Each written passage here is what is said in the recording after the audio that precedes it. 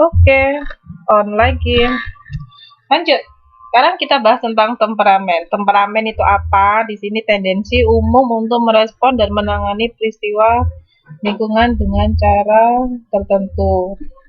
Tiap anak memiliki temperamen yang unik dan khas, ya. Sebagai contoh, di sini ada beberapa anak yang lebih bersikap tenang dan cenderung pemalu.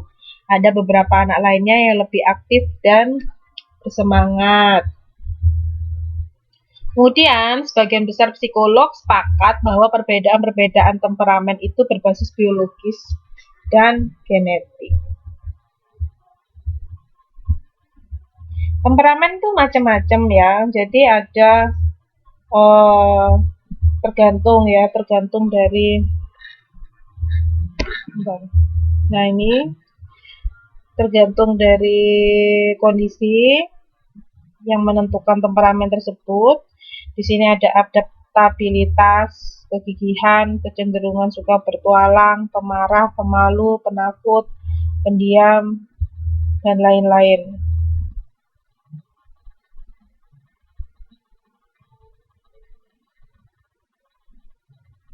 Jadi di sini kemampuan anak untuk mengerjakan tugas-tugas yang tidak membutuhkan mobilitas fisik yang tinggi dalam waktu lama sebagian tergantung pada temperamen yang berbasis biologis. Beberapa anak secara alamiah berwatak tenang dan penuh perhatian, sedangkan anak lain lebih bersemangat dan lebih sulit berkonsentrasi. Oke, jadi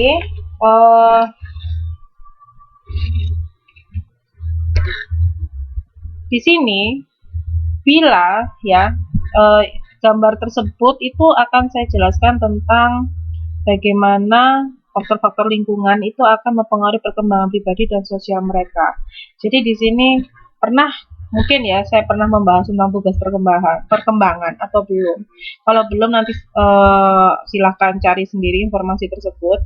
Jadi tugas perkembangan itu adalah tugas-tugas yang harus dilakukan, yang harus dilewati selama periode usia tertentu. Jadi dimulai dari sejak bayi baru lahir ya, kemudian sampai dia manula. Ketika setiap manusia ya, ketika manusia itu melewati usia-usia ini dan tuntas dalam melaksanakan tugas perkembangan, maka bisa dipastikan tugas perkembangan berikutnya ini juga akan tuntas. Jadi kalau dari awal tugas perkembangannya ini masih ada yang belum tuntas, bisa dipastikan ada kemungkinan nanti tugas perkembangan usia selanjutnya ini akan ada miss ya, akan ada kekurangan yang mana nanti akan mempengaruhi tugas perkembangan selanjutnya. Maka kalau kita ingin menjadi orang tua yang bahagia, kita ini harus menuntaskan tugas-tugas perkembangan di setiap jenjang usia. Nah, itulah nanti yang akan membentuk temperamen, membentuk kepribadian kita. Jadi semuanya itu memang tergantung dari orang tua, tergantung dari lingkungan. Paham ya? Oke. Nah, buka bukunya halaman 92. Di situ ada strategi dalam menghadapi berbagai temperamen. Sudah dibuka atau belum? Kalau belum dibuka, di pause dulu videonya. Oke, saya anggap semuanya sudah membuka. Jadi di situ ada beberapa strategi ya, ada beberapa saran ya, tindakan-tindakan kita sebagai guru yang disarankan ketika kita menghadapi berbagai macam temperamen siswa. Ada bagi siswa yang memiliki tingkat energi yang tinggi, kurangi waktu jeda antara aktivitas. Jadi anak yang memiliki energi yang tinggi itu tetap harus ada jeda, namun tidak usah terlalu banyak. Yang lebih banyak adalah aktivitas fisik terutama. Jadi untuk mengalihkan perhatian mereka supaya mereka tidak menimbulkan kegaduhan. Sama seperti anak saya sendiri ya, anak saya sendiri ini tipenya kinestetik, tipe anak kinestetik, energinya banyak sekali. Jadi dia selalu diberikan tugas-tugas ya, tugas-tugas yang cukup membutuhkan energi tinggi. Nah, namun jangan terlalu banyak. Ketika terlalu banyak, anak-anak seperti ini akan mudinya muncul. Jadi dia akan tidak ada keinginan untuk melakukan tugas-tugas yang diminta. Yang kedua, secara khusus bersikaplah hangat dan penuh perhatian terhadap siswa yang sangat pemalu. Ya iyalah, sekarang kalau kamu pemalu, kemudian langsung disuruh maju ke depan, apa kamu rasanya nggak kayak ditekek, dipaksa? Kita akan tertekan, yang mana ketika dalam keadaan tertekan, semua kinerja otak, kinerja fisik kita tidak akan maksimal. Lanjut, yang ketiga yaitu saat siswa mengalami kesulitan beradaptasi dengan situasi baru, beritahu mereka secara dini atau awal jika ada aktivitas yang tidak lazim, sediakan bimbingan dan dukungan ekstra. Jadi untuk anak-anak yang ya selain pemalu, dia seperti kebingungan. Nah, ini gurunya harus komunikatif, gurunya ini harus sering-sering bicara. Kalau ada kesulitan, silahkan bertanya kepada ibu guru. Ibu guru akan berusaha menjawab sebaik mungkin. Nah, disertakan juga dengan senyuman. Oke. Lanjut, yang keempat, strategi keempat. Jika siswa kelihatan sangat terganggu oleh suasana gaduh, temukan dan buatlah lingkungan yang lebih tenang dan damai bagi mereka.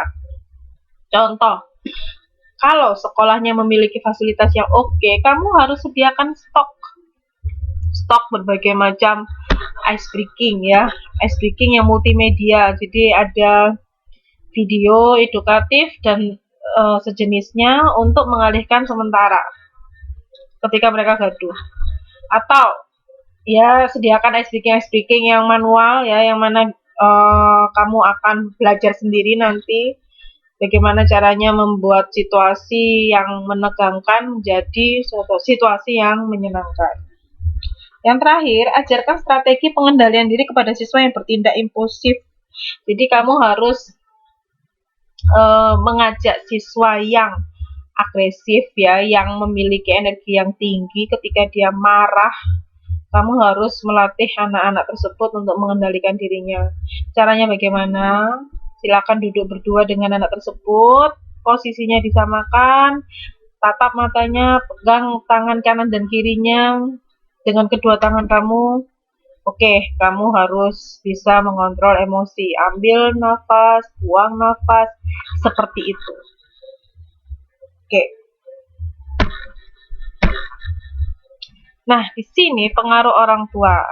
Orang tua jelas mempengaruhi kepribadian anak-anak secara signifikan. Kenapa?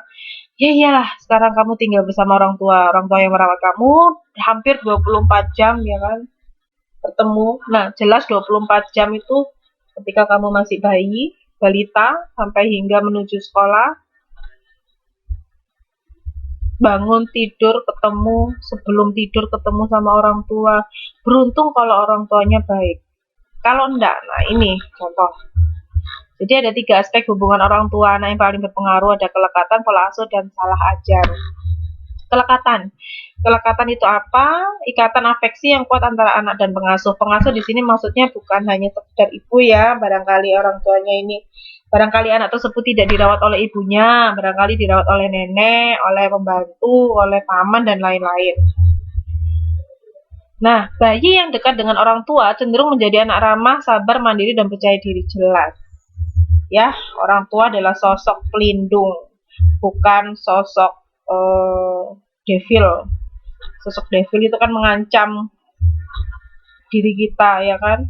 Kamu kalau ketemu hantu gimana? Nah, berarti kalau orang tua itu anggapannya adalah kamu itu adalah malaikatnya anak-anak.